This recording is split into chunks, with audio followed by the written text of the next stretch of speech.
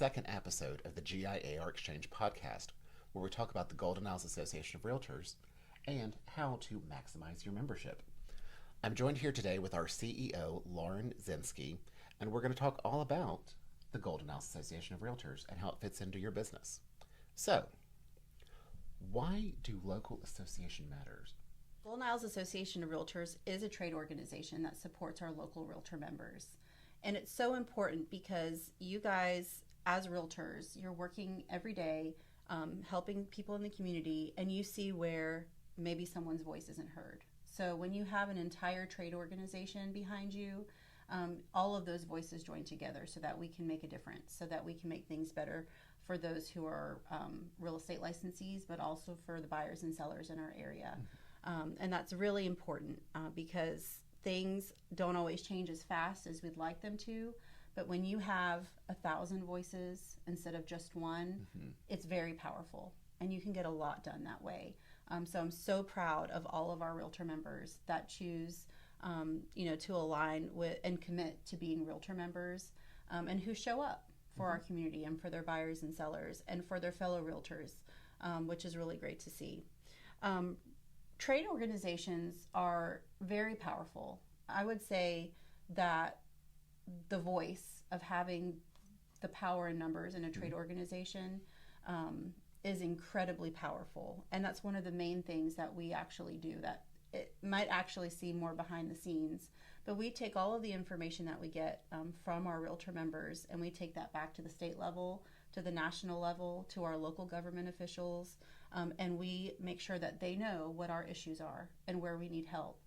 And that is extremely powerful. I don't think, honestly, that every realtor member quite understands the impact that some of the laws, some of the legislation and rule changes that have, come up to be considered, how impactful to their business it could have been should something that wasn't so great passed, or something that they needed didn't pass.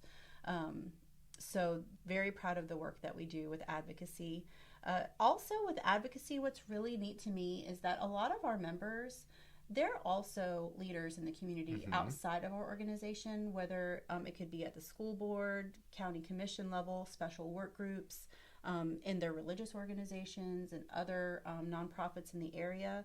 And I think that because realtors are so connected together, because of the nature of the work and the networking that happens, it just elevates all of those other causes to a higher level. So really proud to see all of the individual endeavors that our members do, but also how we can support, whether it's through grants or just manpower to come help with some of those events as well. Advocacy. I would say the other thing about Golden Isles Association of Realtors that probably every realtor does know is that we offer a wide variety of educational programs, whether it's a lunch and learn that teaches you about wetlands or historical properties in downtown Brunswick, all the way to week-long certification programs. And those certification programs, they're very powerful. We've seen where someone takes the time and invests their time and money into completing a certification program, and then they see results with leads or with just a higher level of professionalism and expertise, that they can get through transactions that are especially complicated because they have the know-how. So we're really excited to bring education here. We see lots of faces of our members and even sometimes non-members coming through the classroom. But one of the things that I enjoy is even some of the more quirky topics, whether it's gun safety or wellness. We've had some events, about wellness and taking care of ourselves, both physically, mentally, all of those things, financially, financial wellness courses. So your association is a powerful tool to just make sure that you're getting the education that you want for what you're doing in the industry. And what's really important for our members to know is that if there's a certain niche or there's a certain topic related to real estate that you would like to learn more about, there's probably other people who want to learn more too. And we need to know. So whether it's, farmland or I don't know, what are some topics you can think of that are kind of more niche in the market that we don't really with see? where we are, there's a resort specialist certification that's out there. There's luxury home certifications. Yeah. All sorts of things that you can really dive down and get a super concentrated education on to be the best in that specific sphere. Yeah. And what's really good to know is that if you have an interest in bringing a class here on a topic like that as a member, we usually need about 15 people to be able to make that happen, to make sure there's enough people in the class to pay the instructor. So if you can get a good group saying, hey, we really, really need this topic, talking about it with each other and letting us know what you want, that's really helpful. Another thing that is really important about any trade organization is also cost savings. So it's just the idea that if you were to go purchase one item, it has a certain cost. But if you were to purchase something at a bulk rate, 1,000 of them, then the cost significantly lowers. And that's one of the really great things about having your local realtor association is that we try to find benefits, all different benefits, that if one individual agent or a solo broker were to try to go purchase or use a program, that we try to make it available and scale, to a larger group and have some cost savings there. So our organization is completely dues funded.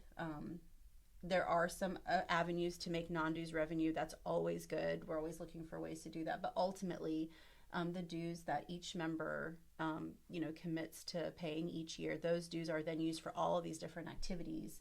And so we want to hear from our members. We have committees. The committees are led by realtor members, and they try to discuss amongst themselves what might be the most important to the members as a whole.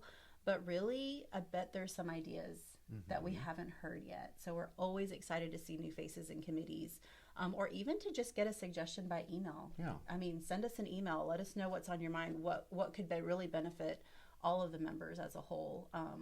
We're very open to that. I mean, we have a lot of conversations, even just you and I and board members, on how can we make things better. But there's always a really cool idea out there that we're waiting to get from someone. So don't be scared to share those with us.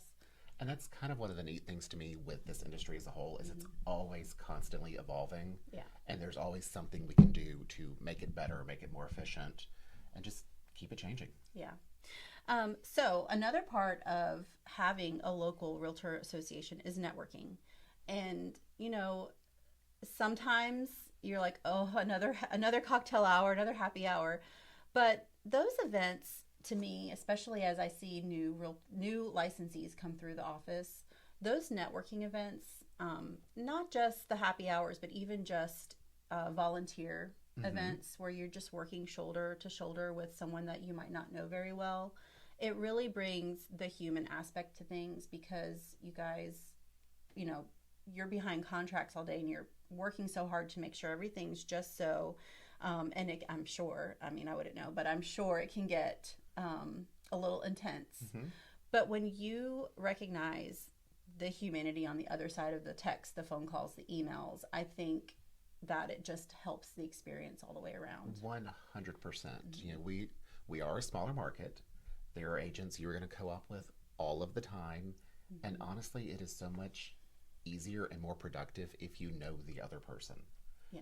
It's a much more predictable scenario to be in, which is always nice for all parties. Yeah, and it builds trust, because if you're working side by side, let's say at a Habitat for Humanity build, and you're doing this wonderful project and you're putting your heart into it, it does build trust in the other person. And so you know that you guys are both there to get things done. So I love to see all of our realtor members take advantage of the networking opportunities. Sometimes it just seems like it's for fun, but honestly, at the end of the day, what I see from kind of outside looking in is I see realtors learning about each other and being able to get through that next hard deal in a better way because of that. So I love to see that. The other thing that I just really am passionate about, and that really brings a smile to my face, though, is all of the willing leaders in our organization. So we have seen many come through our local leadership academy to prepare them for leadership roles in the association. And this is really an opportunity for someone outside of their normal maybe transactions that they're doing to really build leadership skills. Maybe they're future brokers. Maybe they're future owners of organizations, and maybe even another nonprofit sectors. But coming here, getting the experience of working in committees, getting the experience of speaking in front of groups, teaching your peers. Maybe, we've had other Realtor members lead lunch and learns for each other.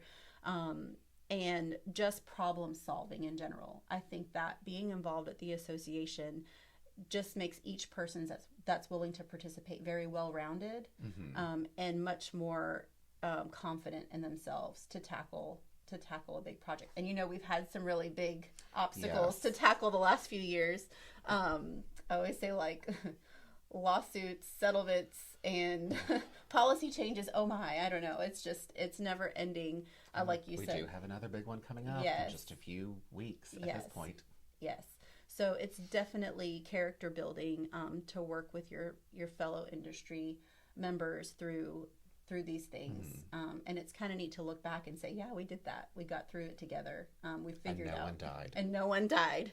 Yeah, we can use broker agreement. Yeah, all these new things that you have to do, and no one died. We got through it. We might get a few upset phone calls. And you guys, by the way, at the office, myself and the rest of our staff, we do hear feedback, and sometimes people are upset, but you know what? We need that too. Sometimes those long phone calls are just letting someone express their frustration with how something is being done, or maybe not at our local association, but nationally or statewide, that those things matter too. So please, again, I don't want to get an angry phone call, but if that's how you're feeling and you need to express it, and it's something that it's important to realtors, this is definitely a place for collaboration and to make sure our voices are heard. So we like good feedback, but also when it's a challenge that we need to be aware of, we accept that with open arms as well. So looking to make things better. So we've kind of gone a little off script, but you were on a roll and I did not want to stop it because it was fantastic. What would you recommend if I'm a new member coming into this organization? What are 2 or 3 first steps that I should take to get involved, find my place, get the most out of my membership? Yes. So for new members and new licensees especially, I think it's just kind of deer in the headlights or drinking from the fire hose. There's so much, you just got past the test, right? And you have your license, but there's so much more to do and to learn.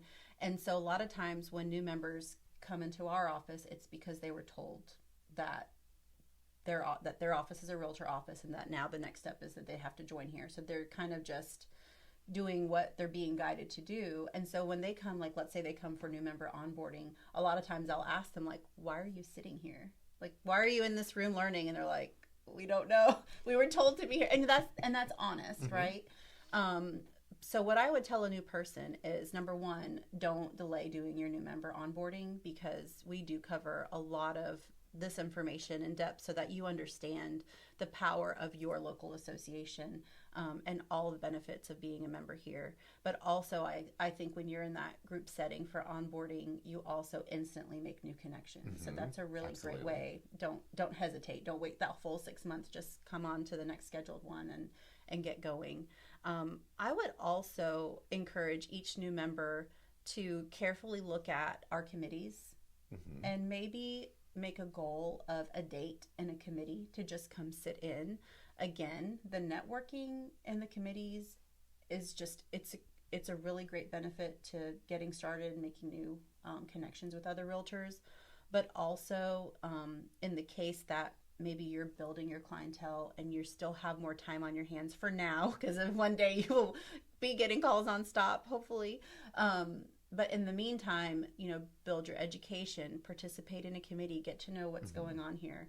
I would say, as a new person, being closely aligned with your local association, wherever that may be, is going to keep you in touch with industry changes. It's going to give you the fastest access to new education, and also to have some camaraderie, because I imagine that it can feel a little lonely sometimes getting started in a new office as a new licensee. And I think that in itself is very encouraging to someone who's newer. Awesome. And to that point too about committees, 90% of our committees are open. Yeah. To the point that you can just come in and sit in on a meeting without having to actually join the committee and commit to a year's worth of work with the committee. So you have that opportunity to maybe try 2 or 3 different committees to sit in on and see if that's where your passions or your interests lie, so you can get the right fit for you. Correct. For what you need. Yes, I definitely encourage you to maybe just drop in a committee one time and see what you think. And it's not a permanent commitment. I mean, it may be a 1-year goal for you to, participate in a committee for 1 year and then focus on something else, and that's okay. But yeah, committee work is important. Or you could be Angie Amar and 15 years in community relations. Yeah, you might really fall in love with it. Some people definitely do. Yeah. Again, we're kind of skipping around a little bit, but one of the things you kind of hit on earlier on in the talk, so we're mainly focusing on GIAR, our local association today, but how does GIAR fit into the state association, GIAR, and then also the national association, NAR? Yes, it's very powerful. So here locally, for Realtor members, if you're not counting the MLS numbers, I would say we're about 1,000 local Realtors. When you get up to the state level, do you know how many real estate licensees there are in the state? State licensees is right at 100,000 ish. Yeah, and so I think the Realtor membership is a little under 50,000. So you have to think, you just went from 1,000 voices for any cause that you may have, and you've now grown that to 50,000 voices almost in your state.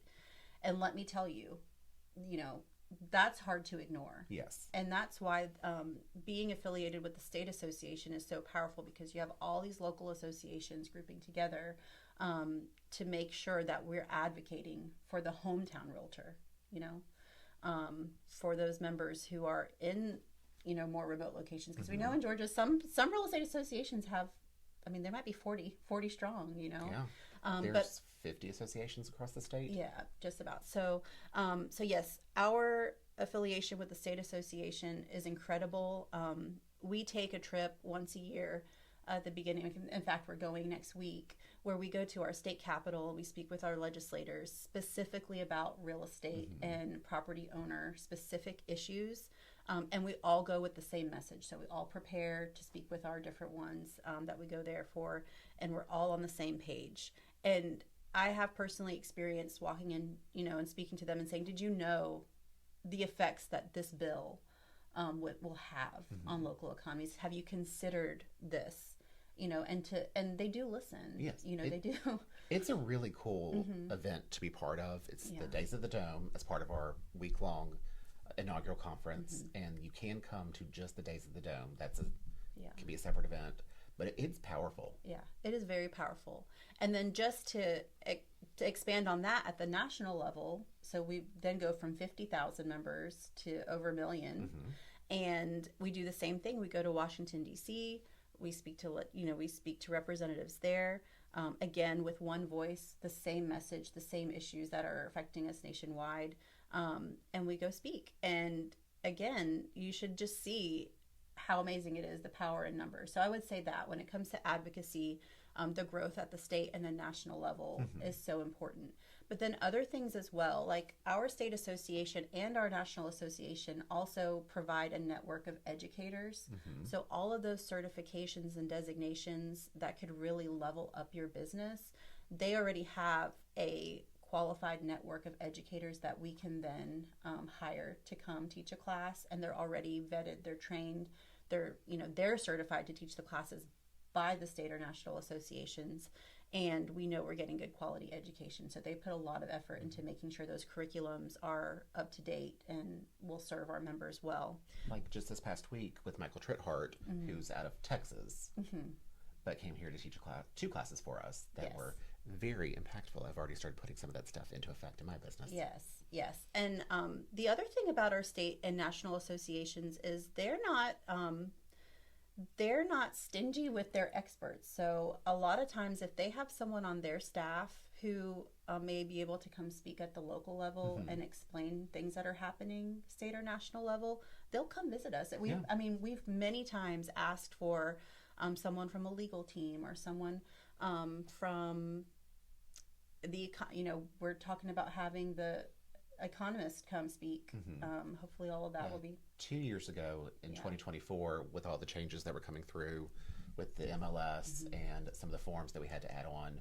We had our state CEO, president, and legal counsel come down and conduct a membership meeting for us.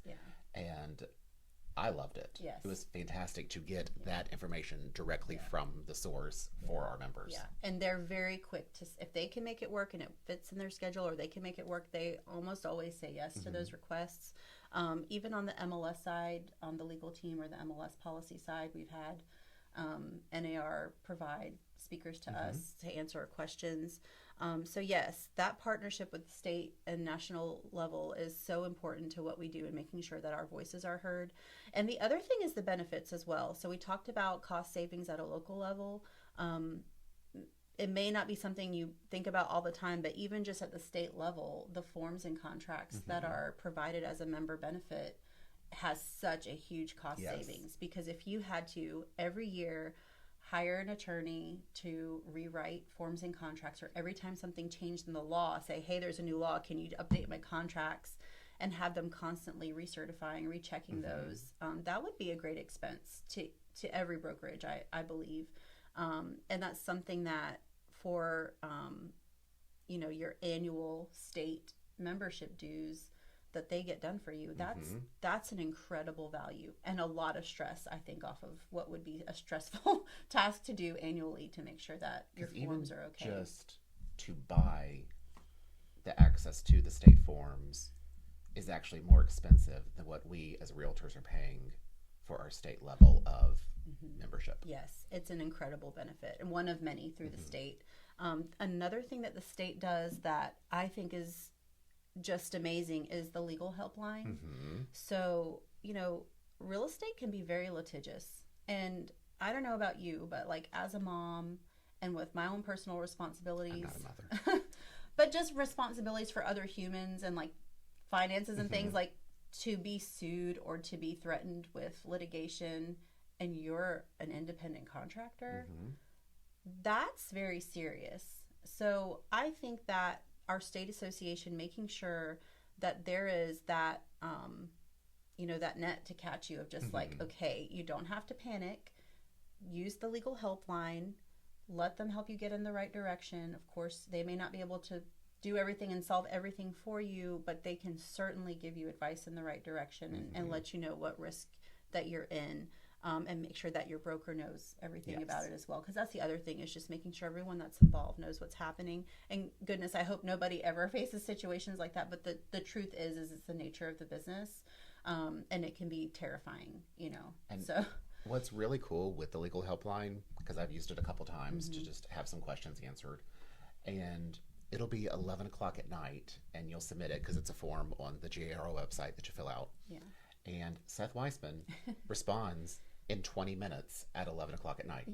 It's the wildest thing. So just kudos to our state association for really being there for our realtor members. Each realtor member may not feel that support every day through the normal business, but when they have a serious issue like that and you have people willing to help give answers, that is incredible. So just really want to make sure everyone knows the work that they do for you at the state level as well. So speaking of serious issues that tend to be coming up more and more, something that you have a great deal of involvement in and you could speak very well on is the Realtors Relief Fund from the national level, and then also the disaster relief from the state level. Yes, so I'm so grateful for those two programs. So yes, the Georgia Association of Realtors does have a disaster relief fund, and that part of that is funded by your annual dues. I think there's $1 from each person that goes toward that, and then obviously they will accept willingly your contributions. At the state level, they've done several things here in our local area. So our association actually covers multiple counties. So a couple of the things that we were able to use those funds for is for Hurricane Helene in Ware County. Pierce, actually, it may have been Pierce Patterson, Georgia. They were out of power for an extended period of time because they're not part of the Georgia Power Network. Mm-hmm. They were on a different system, and so they had many weeks beyond everyone else without power. And our state association approved funds to provide generators and chainsaws and some things that they needed to really help some families get through that really tough time. And I'm so proud of our state association for making sure that those things are considered. At the national level, they have what's called the Realtor Relief Foundation. The Realtors Relief Foundation, and it's incredible because it's not just for realtor members, it's for communities. Mm-hmm. So if your area has been affected by a natural disaster or something serious, they actually open up funds to the public to make sure that they're able to pay their mortgage or their lease, because there's so much going on during that time. The last thing you want to worry about is losing your home because you had to replace your groceries or you had to pay for a hotel stay because you evacuated and now those funds are missing unexpectedly. Realtors work so hard to get people into, especially first-time home buyers, into their home, and sometimes you have to jump through hoops and do gymnastics to get to the closing table, just for it to be undone by a disaster. That's so unfair and so difficult. So at the state and national level, there's definitely support there to make sure people are safe in their homes through disaster, or at least can find relief in the case that their home is destroyed. But really proud of both of those. So, again, completely off script. Let's hit a little bit on the MLS that falls under our association, how that functions and what it covers and what may be coming soon. Yes. So what's very interesting about having an MLS, an organization, is that it's actually two organizations. So the staff here, we run the operations for the Not-for-Profit Trade Association, which is GIAR.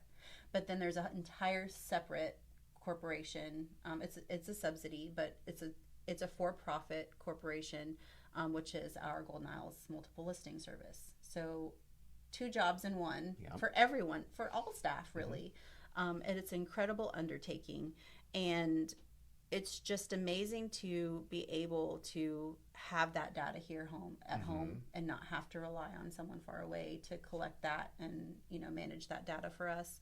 A multiple listing service, before the age of computers, tracking people, tracking the movement of people, where they lived, where they're moving to, population and movement in homes and things like that. People spent a lot of time just trying to quantify all of that data to just see, where do businesses want to go? Where do people want to build new homes? Where is it the most profitable for them? There's a lot of really important data that you have to take into consideration. And what's really cool is that we have that at our fingertips. So the members of Golden Isles MLS, of course, everyone wants to get a listing and put their listing in the MLS, but the actual importance of the historical data and the real-time data that the MLS has for us, so that you can build the confidence of your clients, so that you can answer their questions, so that you can advise them when it comes to investments and all of that. Having a local MLS is an incredibly powerful tool. And I know that everyone that works to make that run, even our board, our MLS board and our work group volunteers for the MLS and the staff, we just are very excited about the future, because there's been such an advancement in technology, and there's so many things at our fingertips that we haven't even tapped into yet, but we will. It's just incredible to be part of that. I know we have some members who were here, when we went from the printed books to computerized MLS listings, and from what I hear, I wasn't here then, but from what I hear, it made some people very uncomfortable. There's resistance to change, I'm not doing that, or why are we changing this, or nobody's going to do that. And so you kind of feel the same way now, there's a new idea or a new app, or with AI, and we're let's try this really cool thing. And people are a little scared, but you have to be brave. What I find is so crazy is I started this association in 2006, the very end of 2006, and I did not realize that at that time the MLS system we were running was our first ever internet-based MLS that we had in this association. Yeah. There's incredible evolution in the MLS here.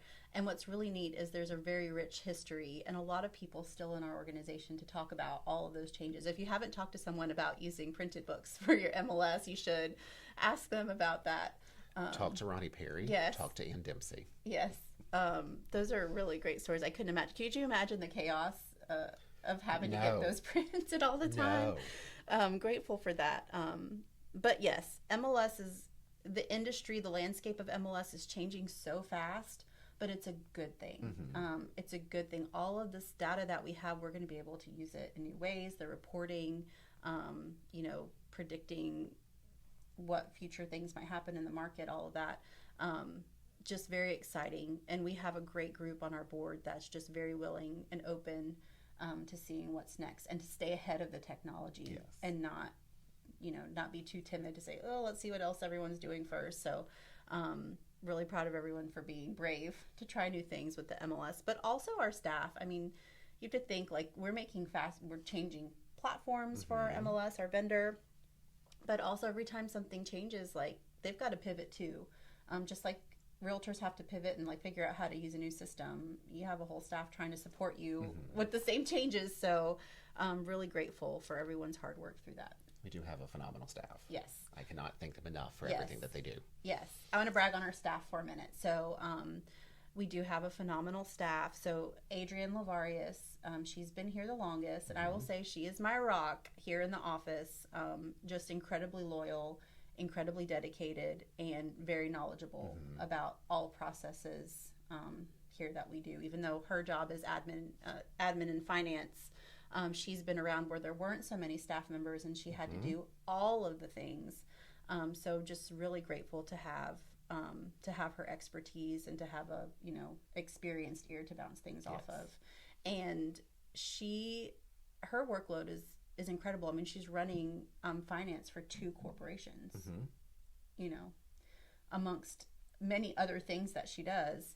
So a lot of times I don't think people recognize the incredible amount of organization and multitasking and patience that it takes to get those things done. So if you ever get a chance to thank her, you should. You should. That's a big job, and I'm grateful to be able to depend on her. Just again, a rock. And then we have Gracie Cobb, who also wears many hats, and she is mainly our membership specialist. An education staff person. And so what that entails is a lot of planning.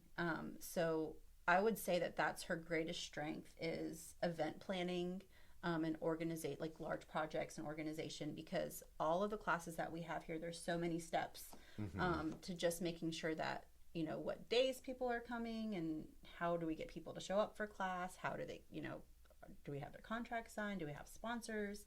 Is the material printed? The facilitator had been selected. Is the sign-in sheet? Like, there's just so many little parts. And then all of the reporting, once the class is done, that's not it.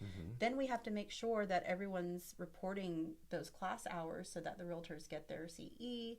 And then you have to keep very good records because, sometimes something falls through the cracks somewhere and they want to know, like, can you, confirm I did this class? So that job entails a lot of very organized planning. And then on top of that, because she works with membership, she does a lot of the membership events, or I would say all of them. And if you have not ever had a job in event planning, let me tell you, that is a huge task. Yes. It's a huge task, just working with vendors and venues and getting pricing and negotiating. And then things happen, like you change your date and now you have to start all over again, She's very, very on top of getting all of those things done. Appreciate her as well. And then MLS staff. So we have Sarah Strickland. So if you're in our MLS, she's behind the camera right now. She's behind the camera. Hey, Sarah. So we have Sarah Strickland, who's our MLS staff, our MLS specialist. And let me tell you, that is a huge task because it involves a lot of technology and training others and helping others. And so our members are at all different levels when it comes to their their ability to work with technology. And so some people will come to us and learn their MLS platform, and they zip right through it. But some people need a little more hand-holding. And I will say that at brokerage level, most brokerages have someone on their staff that, or another realtor member that's always willing to help within the office. But sometimes people just need extra help with that. And what I really love about Sarah is that she has a lot of patience and willingness to say, you know what, let's make an appointment and let me make sure you can get your work done. Because everyone learns at a different way, a different pace. And that's a huge job. If you've ever had to walk somebody through using any type of online program that's struggling, that it takes a lot of patience and listening. And she actually just implemented a new service for all of our members on Fridays. Yes, so it's once a month. And what it is it's open office hours. And basically what she does is she opens a Zoom, and anyone can join the Zoom and ask whatever questions they have about our technology platforms, and she will do her best to answer the questions on the recorded Zoom. On the day that she has that Zoom event, she also will release a newsletter the same day, so it's once a month, and that newsletter will have a recording, the YouTube video of that recorded Zoom, so everyone can hear what was asked during the session. So yeah, if you've had something you just like, something tricky in one of your programs that you're using that's affiliated with what we offer here, hop on that and ask Sarah the question. Because chances are, with 1,000 members, if you've had a problem with something, someone else has had the same problem.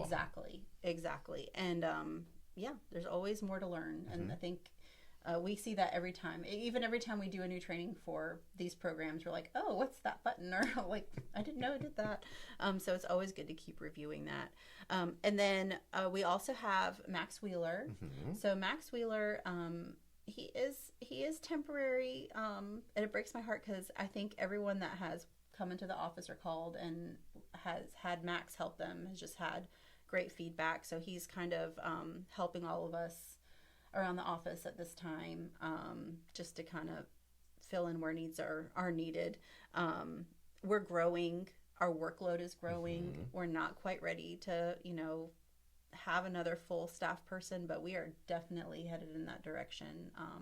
Everyone's desk is pretty much overloaded at this point, but not too much complaining. So hopefully we'll get that worked out, but looking forward to that. But yes, thank you to all of our amazing staff.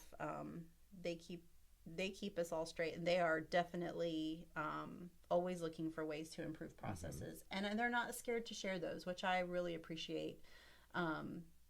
Is sometimes they have, sometimes they bring up things a lot, and it's like, we can't make that change right now, but we've seen some really great ideas from staff of making things better at the association and our processes, and they're great.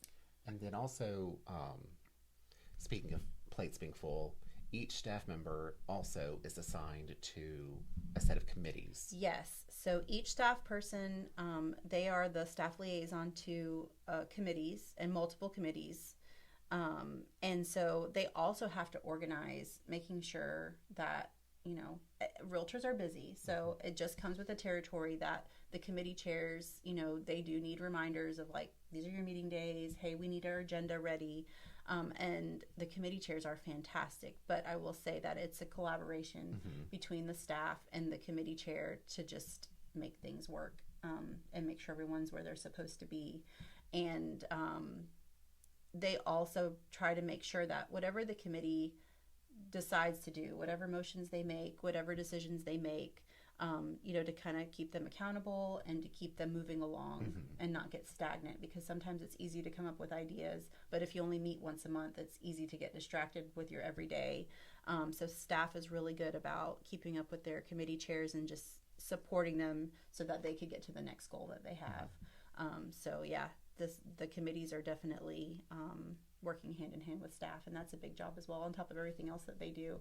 But I will tell you, staff loves their committees. And sometimes I say, like, I think I might move somebody to this committee, and I see it in their face. They're like, don't take my committee, because they enjoy it that much. They enjoy the work that the committees do, and they want to stay a part of Well, that's also a learning curve, because some of the committees have some really cool things that they can do and opportunities that they have, like our Housing Opportunity and Diversity Committee can go to the National Association of Realtors and get grants to help with the community in various different ways. And just the grant process in general is very specific. Grant writing is a skill, and I will tell you, each of our staff members that have committees have definitely had to do that. But grant writing, that's pretty serious stuff. So yeah, they're well-rounded, and they're happy to do it. So well, I think we have kind of covered on just about everything. Can I talk about our office for a second? Sure. At the association office. So just want to make sure that, because we don't get to see everyone all the time, and I know some of our members live far away, but our association office, is yours too. So we have a member center here, and just want to make sure that you guys are between appointments. You need a place to just stop in, connect to the internet, get something done, or you need a meeting room to meet with a client, neutral space, a safe place to meet, maybe someone that you don't know. Please make sure you're using your member center, because it is a part of your membership dues to be able to do that. And then we have our training center. So yes, we use our training center for our scheduled events and education. However, outside of those scheduled events, our members can, there's a reduced rate for them to use the entire training center for their purposes as well. So if you're ever interested in that, please let us know, because it's a great space. And I know that there's meetings of all kinds happening. A perfect example of that is the Women's Council of Realtors, who's not part of our organization. However, it's based on members of our organization. Yes, we love them. Yes. Yeah. And they use the training room for a lot of their meetings. Their board meetings and their membership events. So yeah, we have a great space here, but it's not just for staff, it's for all of our members. So we welcome you there as well. And what have we been doing to the building for the last 2 years? Oh, renovations, repairs, you guys. If you've never had your entire sewer relined while you're trying to get work done, I don't recommend it. I don't recommend it. But yeah, we've had some major repairs, and some things done by choice, because it just made the flow better here for what we need to do. But we've been here for a decade. Yeah. It's wild to me that it's been 10 years at this building. Yeah. Or I guess now it's 11. Yeah. But it needed a refresh. Yeah. And we just found out, we had, you were mentioning Michael Trethart, we just found out that we can fit 70 people at a table in our training room. So looking forward to seeing that many members come for class. It was really fun having the room filled up like that. It was a good energy. Great energy. Yeah, when realtors get together, there's always a great energy. I love that. Yeah. All right. Well, with that thought, do you have anything else you would like to wrap up before we sign off? Yes. Just want to talk about one thing when it comes to local, state, and national association of realtors, and that is our code of ethics. One final thing about trade organizations is they do often, not just for realtors, elevate the ethical practices for their industry, and that's something that we should all be making sure that that we're doing. So if you're a realtor member, and I know it's required, you have to take your code of ethics class, but really a recommitment to that higher level of ethical standards and professional standards. I do think that at the core of our organization, that is what people should recognize, especially in the public when they're working with a realtor. They should know, like, this person is really dedicated to giving service at the highest level possible with the highest ethical standards. And that it's not just about taking your class every few years. It's about recommitting yourself to saying, you know what, I want to be the best in my industry, and I don't want to do the bare minimum of what the law requires. I want to have elevated standards, and that's part of what this organization does as well. It brings all of the realtors up together to a higher standard.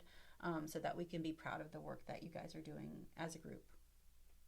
All right. Yeah. Well, with that being said, this has been episode 2 of the GIAR Exchange Podcast. Yes. I'm James Lawrence, your 2026 president. Again, our CEO, Lauren Zinskie. And look forward to our next episode where we're going to go all in on the State Association of Realtors with our vice president locally, Robert Kozlowski. Awesome. Thank you.